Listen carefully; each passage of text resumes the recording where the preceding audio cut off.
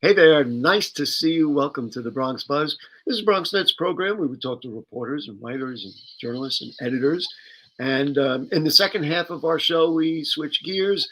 And this evening, we are going to be talking to a Bronx opera singer. She is just delightful. And she's going to be making her first appearance at Carnegie Hall, which is why we specifically invited her to join us. But I don't know if Ralph Ortega, the editor in chief of City and State New York, is a singer at all, but he's a tremendous writer and a tremendous editor. And it's nice to have my longtime friend, Ralph Ortega, join us again on the Bronx Buzz. Nice to see you. Thanks, Gary. It's a pleasure being here. I'm going to just start off with City and State New York. I love this magazine. There you go.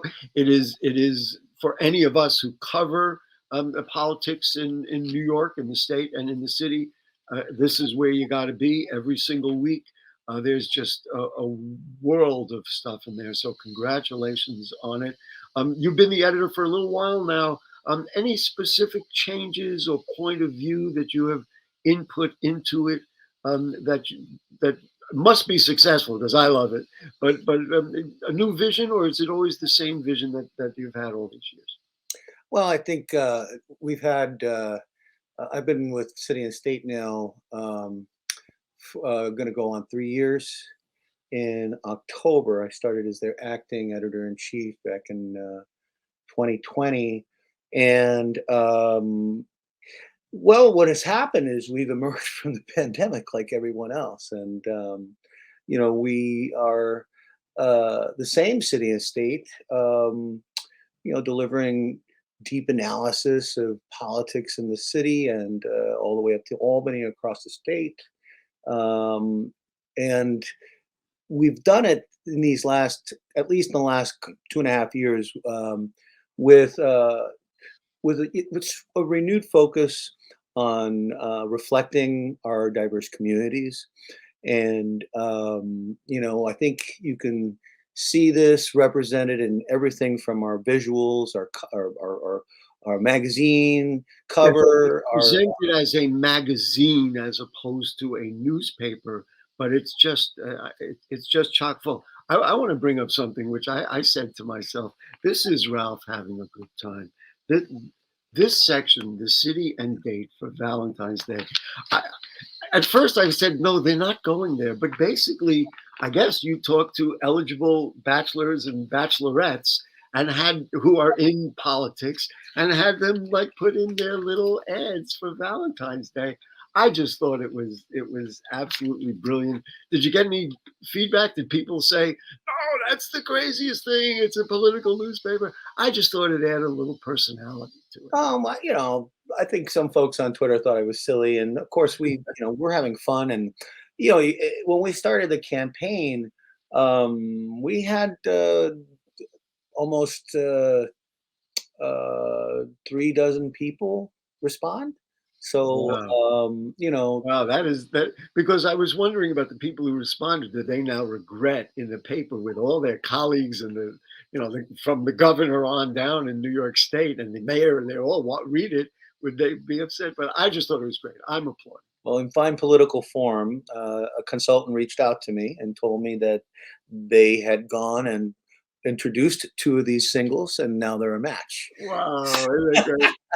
Isn't that great? I was a little intimidated by the ad. I mean, of course, I'm married, but I was intimidated by the ads. I said, "Oh, I could never qualify for this. These are serious people." But it gives. Can't we just be human beings? Wouldn't that be nice?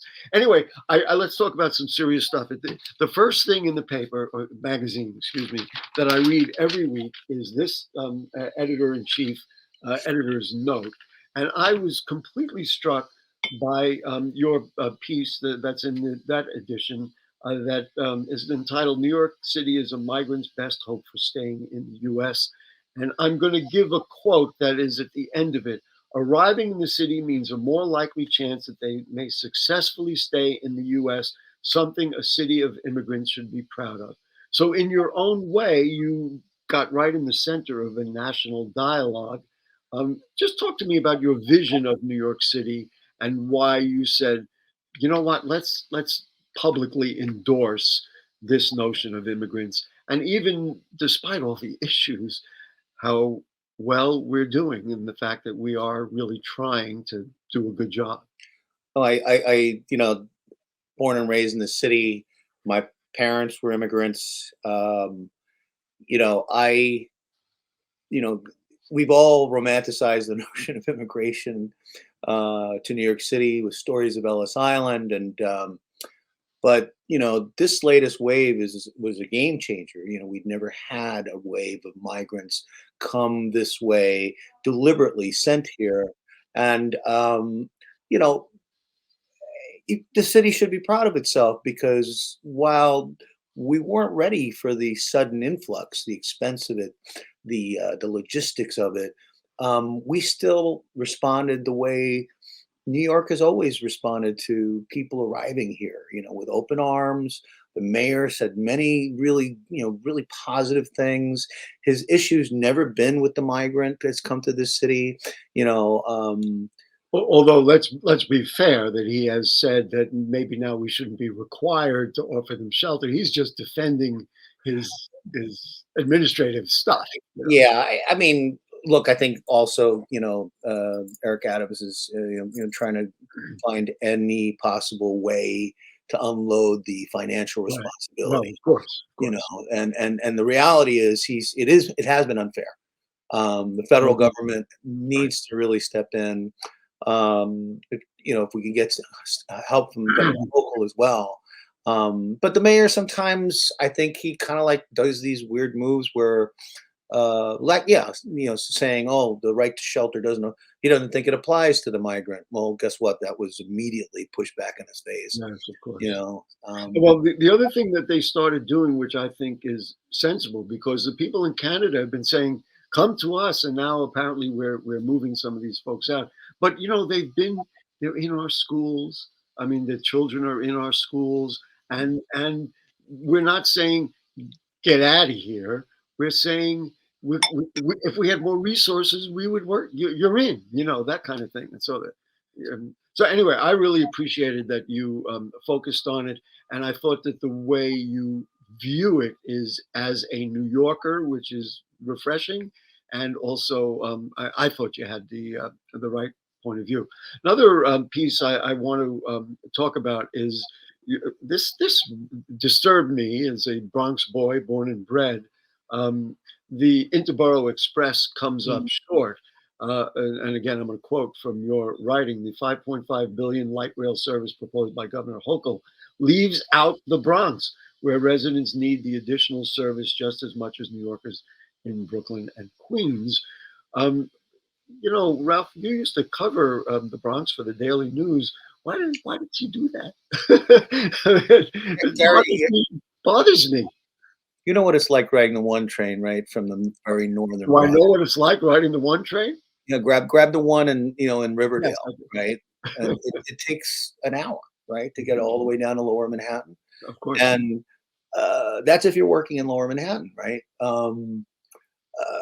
This just seemed like, my gosh, if you're going to go the distance with um, this new Interborough line, the Interborough Express, why not go all the way? I get it. It's the expense.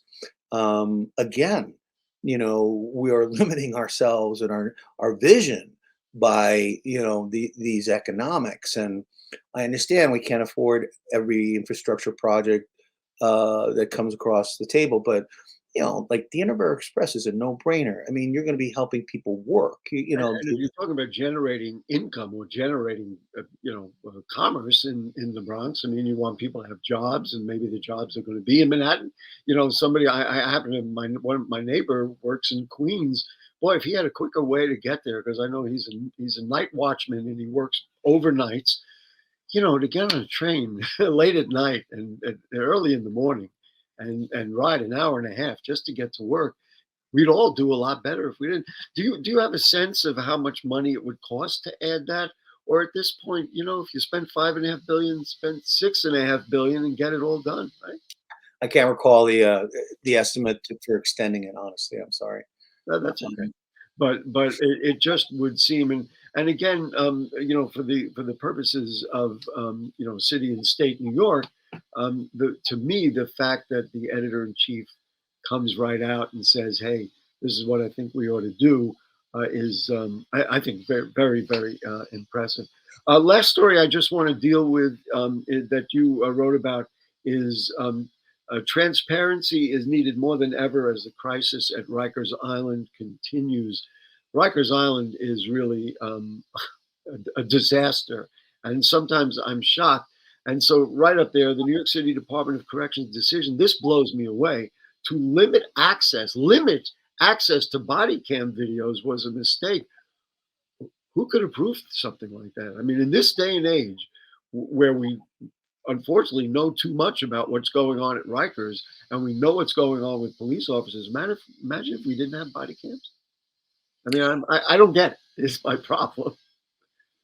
Well, I mean, Commissioner Luis Molina, we followed up since that note I wrote last week that through someone who was submitting some commentary to us, who had done a lot of research and FOIL requests, Freedom of Information, to basically discover Molina's letter explaining his decision that he was explaining that he was trying to live up to the city's charter on the release of such information when it might jeopardize a criminal investigation. However, and he said that if that request had been made of any other agency outside of the Board of Correction, which is the oversight agency that released the video, that the reporter would have been denied. So he felt justified in saying, "Look, you guys shouldn't be doing this." But he, this was all right. I appreciate you representing that. You didn't make the sale with me, I can tell you that. Yeah. Last question. Listen, Jeff and Annie and Rebecca, they've been on our show. You work with just top-notch people. Do you do a lot of research, or do you just kind of hope the phone rings one day to come up with, because your stuff is always unique and interesting. We got about a little less than a minute. How do you come up with stuff? Like, what do you do? Or we have a daily meeting, right, and we also have a bi-weekly story planning meeting. And I can tell you, if you joined us in either of those discussions, you'll find a group of people that thinks about politics in a way that no one else does. The kind of stuff we write about tends to be outside of the general news cycle. I mean, it's part of the news cycle, but we take it to a level of analysis and interpretation that really isn't necessarily like breaking news. So you sit there and watch and say, "You guys didn't talk about this. I'll write about this." Boys, listen, you're the best, and keep working real hard for us, because what you're doing is just absolutely outstanding, and we appreciate you, and we appreciate City and State New York. I am eagerly waiting to get to my mail today, and we record these on Monday, by the way, and I'm looking forward to seeing what's really going on in New York City and State. Thank you so much, Ralph Ortega, Editor-in-Chief, City and State New York. Thanks a lot, Gary. And thank you for everything you do at BronxNet. We're just trying to keep our 1.4 million people happy. We'll take a short break, ladies and gents, and then switching gears completely and bring on just a delightful young woman who is an opera singer who's going to play at Carnegie Hall. She practiced. ¿Qué color? Perfecto, mijo. Gracias. Thank you. What's wrong, mijo?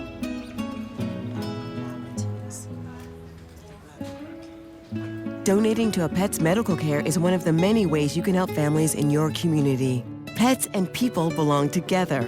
Learn more at petsandpeopletogether.org.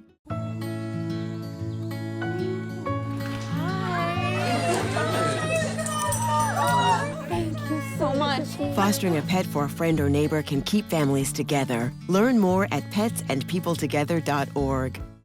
Okay, back with you on the Bronx Buzz. We thank Editor-in-Chief of City and State New York, Ralph Ortega, for being with us in our first segment. And I love our second segments, because that's when we change gears and we bring on just wonderful performers and artists in the Bronx. And it is my pleasure to welcome a friend, Linda Maritza Collazo, who is a mezzo soprano, a voice and piano teacher. She's an opera singer. Nice to see you again, Linda. How are you doing? I'm good. How are you? Thank you so much for having me. People say, wait a minute, an opera singer from the Bronx.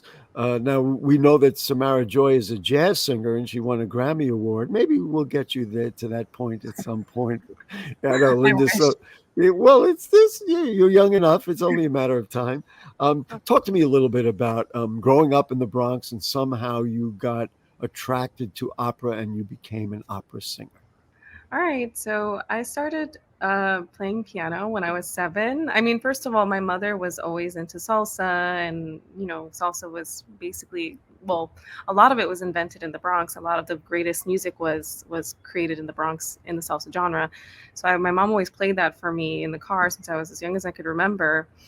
And she just believed in us becoming musicians, me and my sister, just for the benefits of the brain, not necessarily to become stars, but to literally make us just smarter and to give us a little hobby.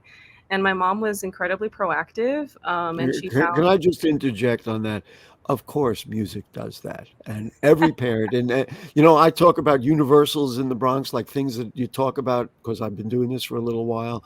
If you talk about music or name me one parent that doesn't want to have a music program in their school for their child in the Bronx. I can't talk about the other places. So anyway, I'm sorry, I had to No, interject. it's okay. It's That okay. that is that is it's part of our DNA in the BX. Yeah, So I go ahead. believe so. I'm sorry.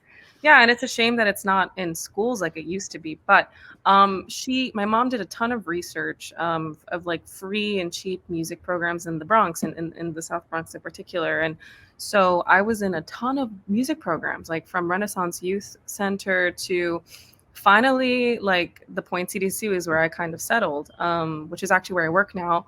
But back then there was a free music program, and there is now, but it was a little bit bigger back then, and I was able to like literally be there every day and take piano lessons, take saxophone lessons, take bass guitar lessons. And then it got to a point where I was just so in love with music. I was auditioning for LaGuardia High School just for the hell of it. I could barely sing. I was really afraid of singing. That wasn't my main thing. When I was 13 years old, my main thing was playing piano. So I auditioned for singing just to like wing it, and I also auditioned for piano. I This was managed to to get get into LaGuardia? yeah, to LaGuardia, and I managed to get into both for both programs. Wow. The first day of school, I was crying, freaking out Oh, because they put me in the most advanced piano class, and I swear to you, like I just believed I could not do it, and I was not as skilled of a sight reader as the other students. So I went to the you dean's you're office. s- you're so humble to a fault. But go ahead, that's but, fine. but I went to the dean's office, the music dean's office. I was like, listen, I got into the voice program too. I don't want to be a piano major because I don't think I can do this. Please put me in the voice program. And the pros Oh. and cons list that I created when I was making that decision to switch studios, the the cons was that I would be singing opera. And then I got into the program and I had to sing opera. But the Wow. So they teacher forced you, and then I'm assuming you began to like it. Yeah, so I always struggled with singing pop, but then in LaGuardia you have to sing classical and you have to sing in choir every day, and my voice just happened to really stick out Wow. compared to everyone else, And and then I got you had awards. I want to move it ahead so we have enough time. It's okay. And so you learn Italian, you know Italian, or you just sing it Um, anyway? we learn like the International Phonetic Alphabet, which is like symbols on how to I see. pronunciate words in different languages. So we get like diction classes in Italian, French, German, English. I do Spanish too. And so it's like we don't really speak those languages, but we know how to pronounce them. And we also Right. sometimes, since I speak Spanish, I do speak a little bit of Italian. Like they kind of I um, got it. I are again, I similar. want to move you ahead. You and I, we could talk about this for a long time. Something else you said that was very interesting to me, the fact that you gravitated to it, you were forced to do it, and then can I assume you began to love it, right? You began to feel Yeah, like this was part of you. it became a really wonderful form of expression, for me. And when you're a teenager, you experience so many emotions and so many things happen, and for me to go to like choir class every day, go to voice class every Wow. day, it And really helped me let it all out. So you teach? I know you teach piano. Do you work at and voice? Do you work at the Point doing that? Yes. That's wonderful. Oh, that's just Yes. wonderful. They're very smart for having you. Listen, I want to show a clip, and then we're going to talk about getting to Carnegie Hall. How do you get Oh. to Carnegie Hall? I'm sure you practice, practice, practice. We know that.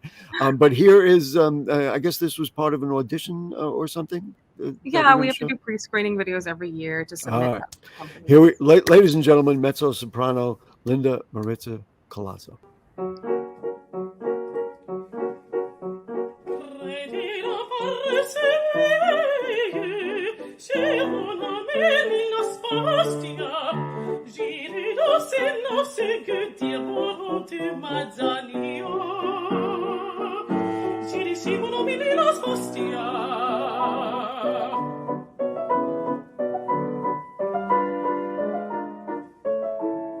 Oui, mettez silence oui, et lèvres paisissantes de, donc pour me tenir compagnie, j'emmènerai mon amoureux.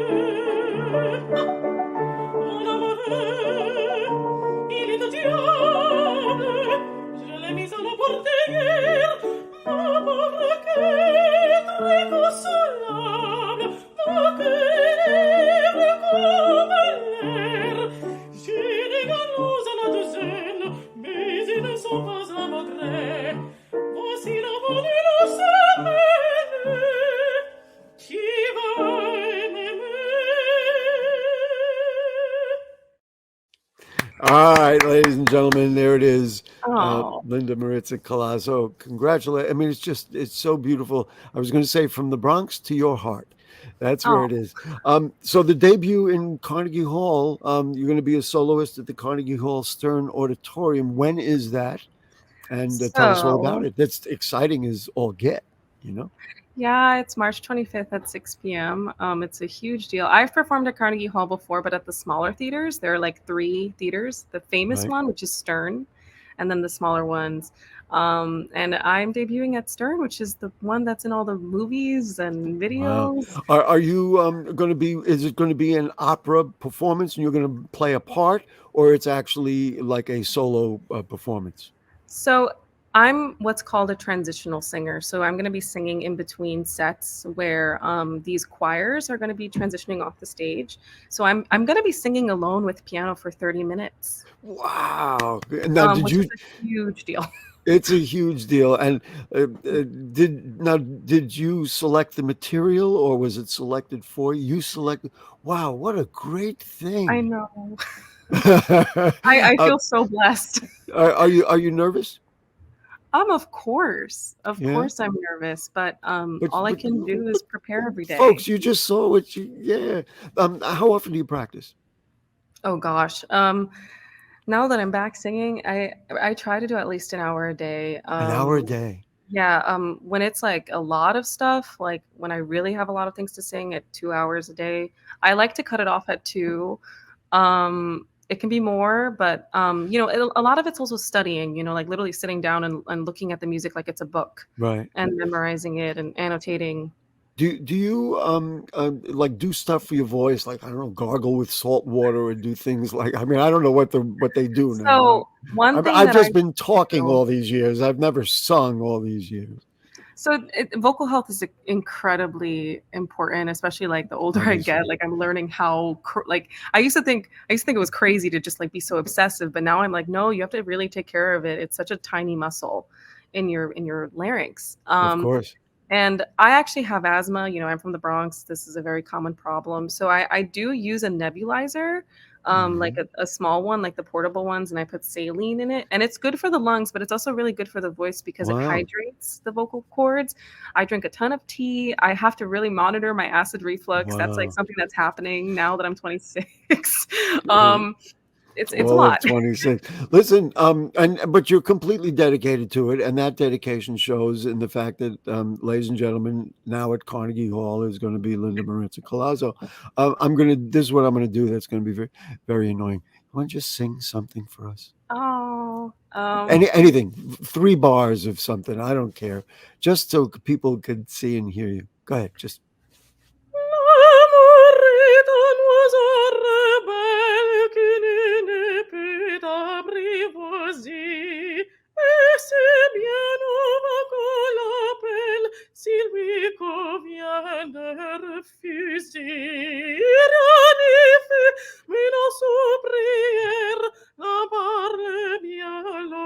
c'était, c'est l'autre que je préfère. Il n'a rien dit, mais il me plaît. There we go, ladies and gentlemen. Really, again, we talk about all the things that people make judgments about our home borough, the Bronx and the South Bronx, and growing up in Hunts Point, and they say, wait a minute, they view it all differently. And here's just an example of something so beautiful and so wonderful. So after this performance, I mean, what's next? We're not even thinking that far. Let's get through March 25th, and we'll go from there. A couple of things actually. So along Oh, with go tell us. debuting at Carnegie Hall March 25th, I'm actually also debuting at Lincoln Center at Alice Tully Hall in April Wow. 15th. So Oh my it's goodness. a big next couple months for me. A lot of prep. We in the Bronx are so proud of you. Are there other Bronx opera singers? I mean, I've interviewed musicians of all types, rock and jazz and salsa, and all hip hop, of course, and all different types of musicians. You are, to my mind, the first opera singer of some note who's from the Bronx. Are there others? Are we? Yeah, there are. They're just not from Hunts Point.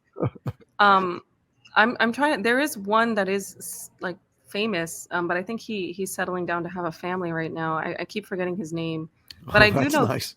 I do know two other opera singers, and one of them, she's gone to like Juilliard and I just Rice and we're almost out of time. I just think that it's just an incredible thing that I could just say, "Hey, would you sing for us?" And you just launched into this just most gorgeous stuff. You're the best. oh, Say hello to your sister Patty, who I know well, and good luck on the 25th. People just go to like Carnegie Hall, like the box office. They can get in to see it. I mean, what do they have to do? yes. So there are tickets available. I believe on my website there's a link. I just have Okay, to what is that website? So for my events, just go to lindacollazo.com/events. And Right. then you just have to scroll and then it says like RSVP And or you like can get in there. tickets. Listen, Yeah. we got to run. You are just so great and represent us in the Bronx so beautifully. Congratulations. Good luck. Practice, practice, practice. That's how you did it. Thank you so much. Okay, folks, that will do it for us on the Bronx Buzz. Thanks again to Ralph. Thanks again to Linda. Boy, do we have a great, wonderful borough that just breeds excellence in everything we do. And you know what's going to happen next week? We'll be back. See you next week. Good night.